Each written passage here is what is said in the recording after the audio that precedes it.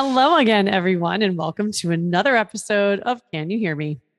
I'm Eileen Rochford, CEO of the Marketing and Strategy Group, the Harbinger Group. And I'm Rob Johnson, president of Rob Johnson Communications. As you know, this podcast is dedicated to providing the best communications advice to all of you based upon the experiences we've had for many years. For Eileen as an executive at multiple agencies, and for me as a TV anchor and reporter. We now own our own marketing and strategy and communications firm. And we spend all of our days, most of our days, trying to assist our clients in becoming the best communicators they can be. We're talking about corporate clients, government, NGOs, not-for-profits. And I always tell my clients and potential clients, it doesn't matter what industry you're in. If you're having trouble communicating your message, we are here to help. And Eileen, I know that you do a lot of specialized work as well, but whenever I get asked that question, I'm like, listen, if you're having a hard time communicating, let's start talking about it. That's right. And we start with process, don't we? Yes, no doubt about it. No, I mean, because you got to start somewhere, and sometimes clients don't understand. They want to run before they walk, and we have to sometimes. I know you do, and I certainly know I do. We have to let's dial it back a little bit, and let's take a little bit closer look at the process of what you're doing and why you're doing it. Yeah, and here's why I think it's particularly relevant right now. I mean, you and I, we talk a lot outside of this show, and we exchange experiences, and there seems to be some common theme running through the work, despite the fact that we're working for totally different clients and hardly ever working together. And I find that very, very interesting. And what I'm seeing is that right now, I don't know, it feels like lots of us, and not just the people we consult with, but also here on my team and with clients we've worked with for years and years. It's like we're in need of a checkup when it comes to kind of marketing communications basics almost. How basic are you talking? I'm talking all the way down to let's revisit our strategy and make sure that these decisions are taking us in the direction that we need to go in order to achieve the goals that we outlined at the onset of this engagement. That basic, right? But I think here's why I think that you're seeing it and I'm seeing it, and lots of other friends of mine, colleagues of mine in this industry, and just in marketing in general, are having similar observations. So I think it's due to the prolonged effects of working in this COVID world environment and all the change and the struggle that we've been experiencing over the past 2+ years. It's been a very, very different way of living and working. We've talked about that a lot on this show. Yes. But I'm just putting that out there as kind of a baseline, because my theory is that 2 years is a super long time to have to remain hyper-focused, hyper-vigilant on just managing change and working to stay afloat.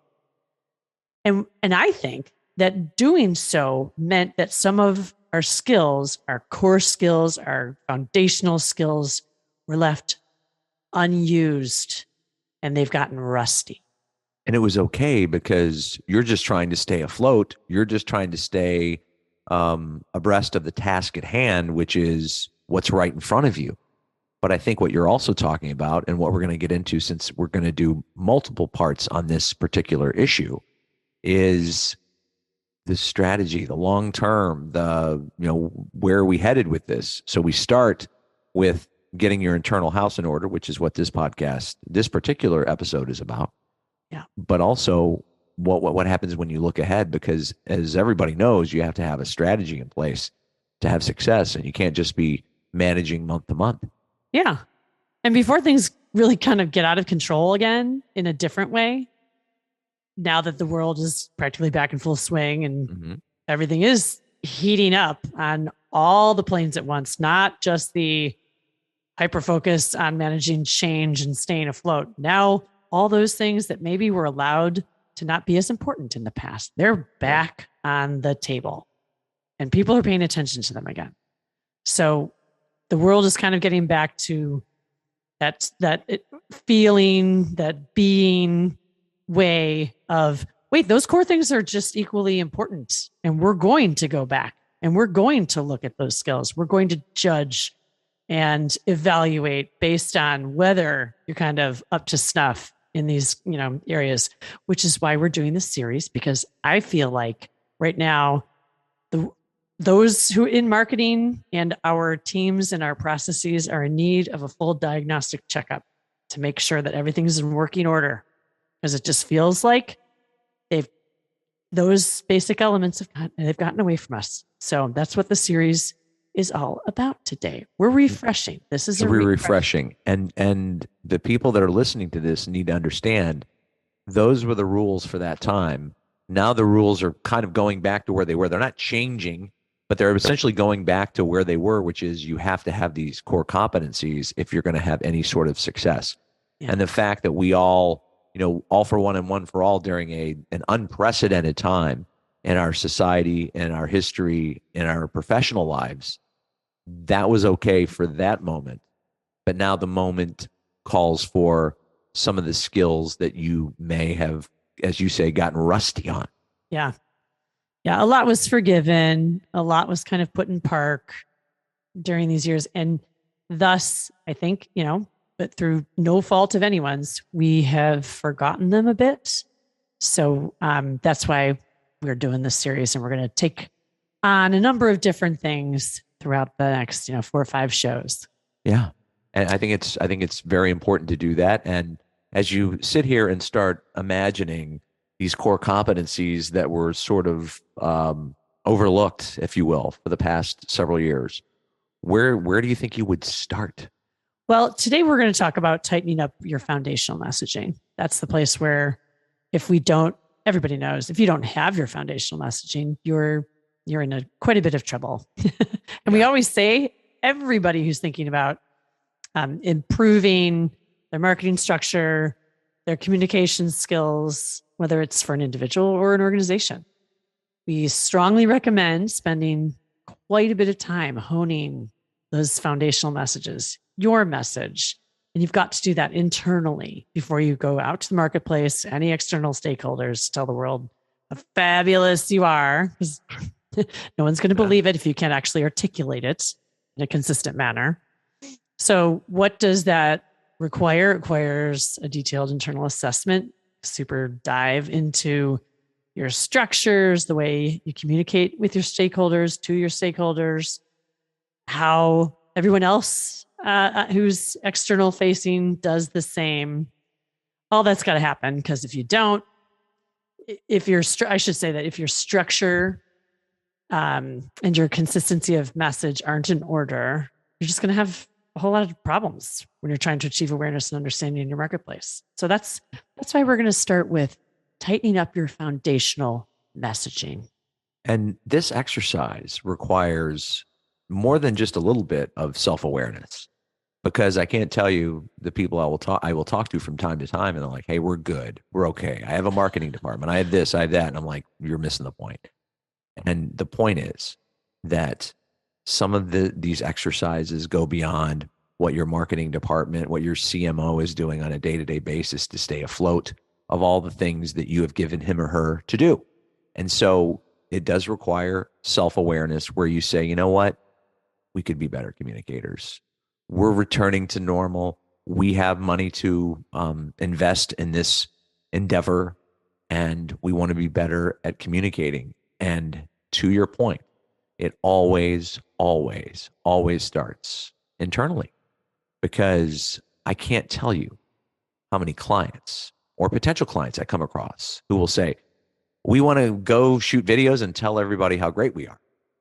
Now, often those businesses have given very little thought, or have not developed the thought about who they are and what they stand for. And what's more, they have yet to develop a consensus with their own executive leadership teams about what they say about their company in a uniform way. Because, as you know, Eileen, you cannot have your leaders going around to those external stakeholders telling different stories with different messages. And I like to call it message discipline. And sometimes when I'm making a point with a leader or a CEO, and the light bulb goes off, like, yes, okay, so you have companies that may have different, people they have different jobs in that company. And everybody, and I always call it the weeds. Everybody loves getting into their own weeds and talking about what they do specifically. But the message I try to share with a lot of clients is before you get into the weeds, while you're still maybe not at 30,000, but maybe 15 or 10,000 feet, you all need to be able to talk about what you do in a uniform way so people get it. And of course, when you get into your weeds, you're going to be talking about what you do specifically. But whether you're at a cocktail party, whether you're at a conference, and then of course, like, hey, if you're doing media, you're obviously going to go with an extra layer of training that we're going to help you through to hone that message. But no matter where you are externally, you need it, when you come out to any of these events, or maybe you're a featured speaker, a subject matter expert at a conference of some sort, you have to have had that discussion. You have to be able to talk about who you are. And it doesn't need to be 10 minutes, like a 10-minute, monologue. It could be a good enough discussion about who you are. So when it's time for somebody to ask the question, the questions keep coming and you can talk more about what you do. So what's a good stress test for determining whether people have it together when it comes to foundational messaging and everybody preaching from the same hymnal, if you're singing rather from the same hymnal, if you will? You could also preach if you wanted to, but singing would be even a little bit better. I really think that the stress test is, and sometimes, it's hard for people to understand when it comes to marketing because they want to see a specific ROI. And you could get leaders in a room and you could start, just start talking about who you are and what you do and how you express yourself. And sometimes people, it seems like a really easy question and they will struggle with the very easy thing. Like, hey, you work at company X. What do you do? Who do you do it for? I mean, these are the basic things, right? And I always tell people, if you do an or you can't finish that thought, that basic thought, we got a lot of work to do. So I don't know if that's the best way of doing it, but a stress test where you are not put on the defensive, but you are required to talk about your company, not in 3 to 5 minutes, like I said earlier, but 15 to 30 seconds. What do you do? Who do you do it for? Why do you do it better than other people? What's your value proposition? Mm-hmm. And then that's not meant to be the end of the conversation. That's meant, as I said before, to lead to the next question.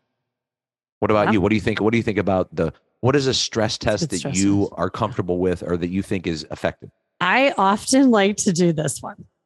So I'll ask leadership teams, who are your most critical external facing, either spokespeople or even salespeople? Just depends, on the organization.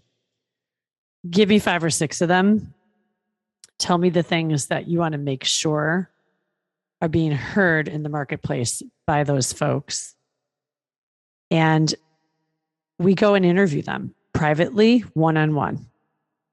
And we don't pretend like we're media. We just talk to them.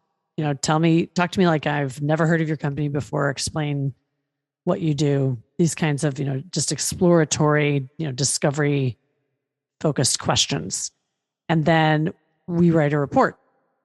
Here's what we heard. Themes that emerged, maybe anomaly type descriptions that we heard, outliers, and present that often through verbatims pulled out of those conversations to either the marketing team who's in charge of message consistency or C-suite executives who are really involved in this in smaller organizations. And they often find it very eye-opening that their people are saying related things, but they've just gone off. They're not following their GPS guidance anymore. Let's put it that way. It's very rare when we're hired that companies are hiring us to do that kind of an assessment because they do have their house in order. But what I will say is I think they're surprised and sometimes even just shocked by the degree of variance or the degree of off-targetness of what those reports show. It's a great exercise. Love doing that one.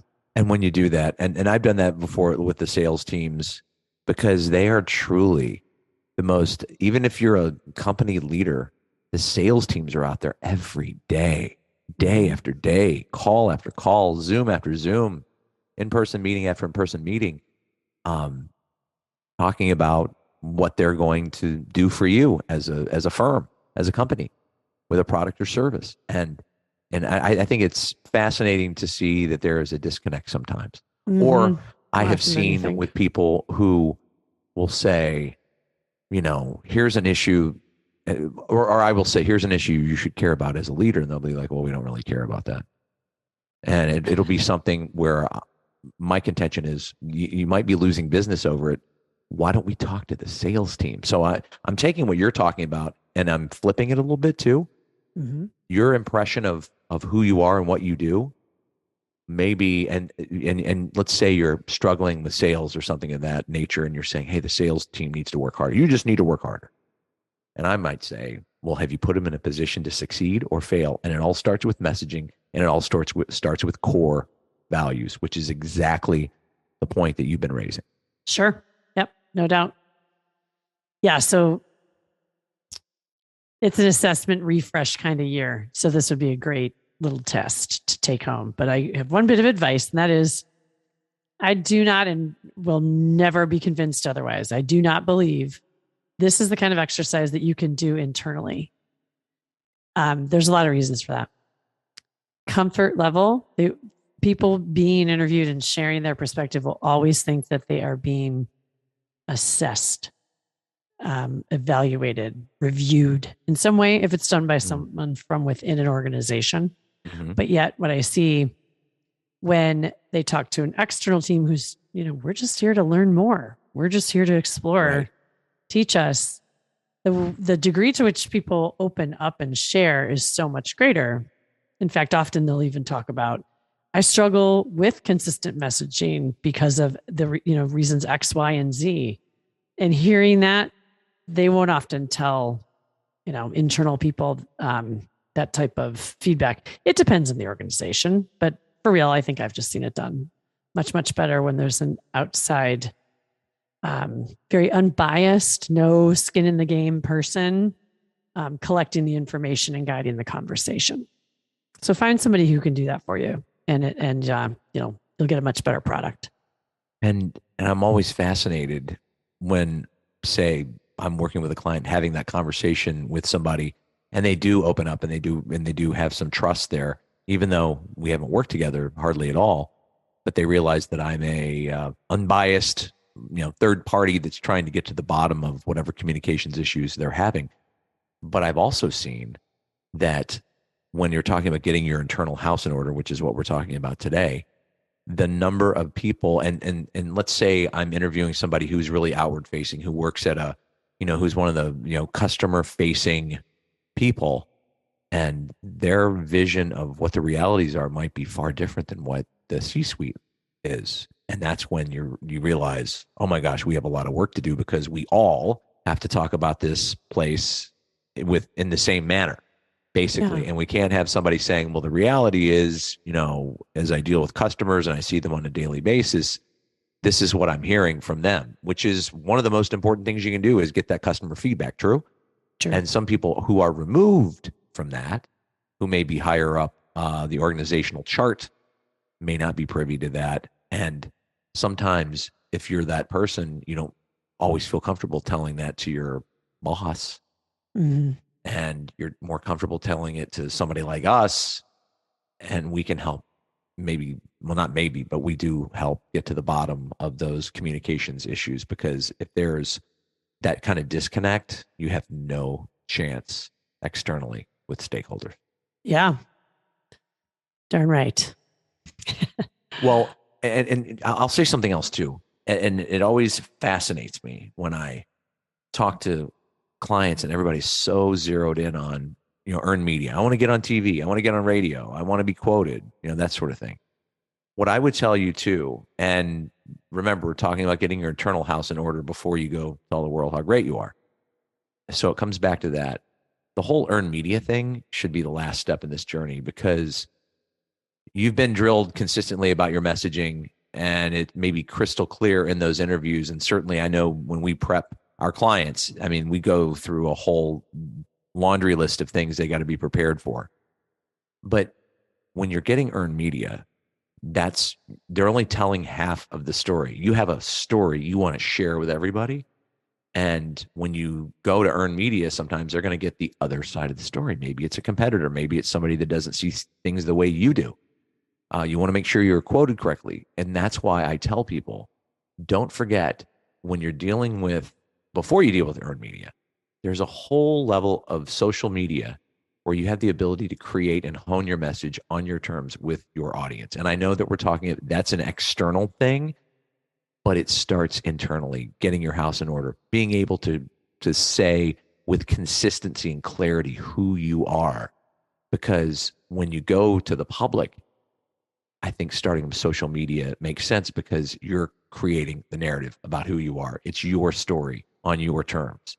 Mm-hmm. And then as you get better at it, and as you maybe become, more prevalent in your field as a subject matter expert, or you're seen as somebody they want to interview about what you do or about whatever your industry is, that's earned media, and that's where they're going to tell part of your story. But when you get out there, initially in social media, you need to be able to tell the story on your terms, on your turf.